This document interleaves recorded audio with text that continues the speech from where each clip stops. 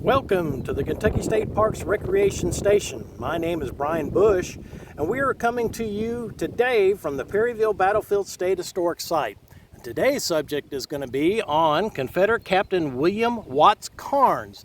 He was commander of Carnes Battery at the Battle of Perryville, Kentucky. And we're currently standing on the position of Carnes Battery in the first part of the battle. Now, William Watts Carnes was born in Somerville, Fayette County, Tennessee on September 8th of 1841. He was the son of General James A. and Elizabeth M. Jones Carnes. His father was not only a prominent businessman, but was also a leading figure in the state militia of Tennessee with the rank of brigadier general. His mother, Elizabeth, was the daughter of General William Watts Jones, who was a prominent lawyer and planner at Wilmington, North Carolina. William Carnes was 8 years old when his family moved to Memphis, Tennessee. He received his local education, and in 1857, he was appointed to the United States Naval Academy in Annapolis, Maryland. Just before his graduation, in early of 1861, William left the Naval Academy and returned home to Memphis to cast his lot with the Confederacy.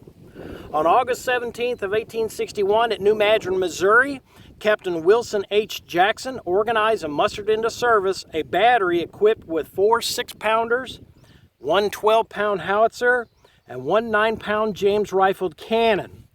Jackson appointed Carnes first lieutenant of artillery and signed him to his battery.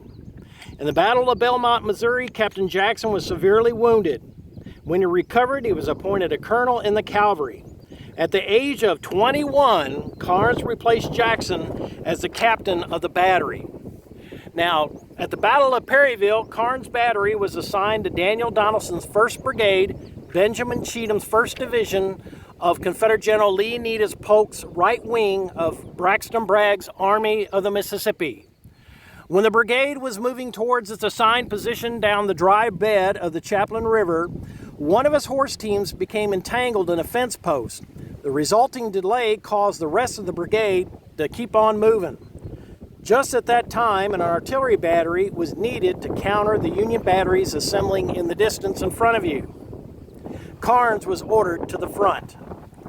Arriving at this point, supported by the 8th and 51st Tennessee Infantry Regiments, Carnes opened fire against 1st Loomis's Michigan Battery, which was located on the left,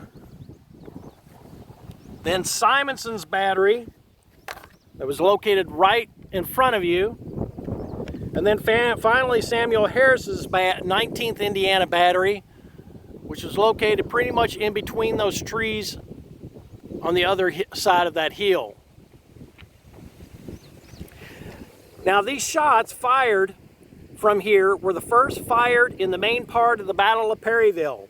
Carnes shells could barely reach the Yankees because he had smoothbore guns, and the distance was more than a mile, and it was technically beyond the range of his guns. The Yankee cannon opposing him were rifled guns. Exploding shells were soon landing in and around the Tennesseans. After some time, Carnes was relieved by Stanford's Mississippi Battery, since the Mississippi Battery was armed with rifled cannons. After a short rest and some minor repairs, Carnes then advanced forward in an attempt to join up with the rest of his brigade, which, by that time, was heavily engaged. Failing to do so, Carnes was met by Colonel John Wharton, commanding a cavalry brigade. Carnes Battery, as well as the 8th and the 51st Infantry Regiments, were then led by Wharton over a mile and a half from here around the northern flank of the Union Army. Now keep in mind, when Carnes joined Wharton, along with the 8th and 51st Tennessee Regiments, they were given no specific orders by Donelson or any other high-ranking commander to implement this flanking move around the left flank of the Yankees. So let's go on and travel to the next part of the battlefield, and we'll talk about Carnes' next position. And just one real quick second here, I'm going to show you what Carnes looked like. And here's a picture of 21-year-old Captain William W. Carnes. And now, if you will, join me to the next part of the battlefield. Okay, we're on the next part of the battlefield that I'm going to talk to you about. Where we're standing on right now is where Starkweather's Hill is, along with Bush's Battery and Stone's Battery. And if you see that white barn all the way in the distance, we believe that is where Carnes' position was that Wharton had led him to.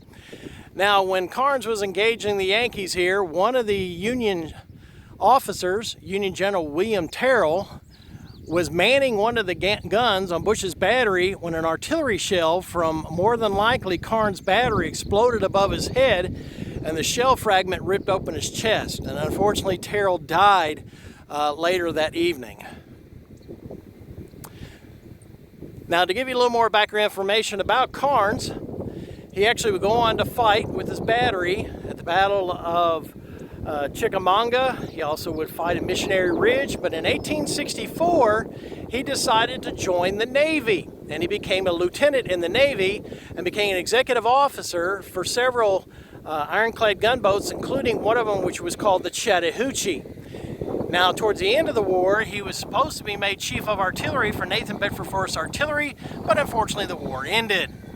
After the war, he would sell insurance for the rest of his life with his son in Memphis, Tennessee, and he died in 1932.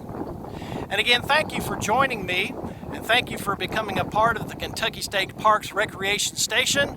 My name is Brian Bush, and I'm the park manager for the Perryville Battlefield State Historic Site. Again, thank you.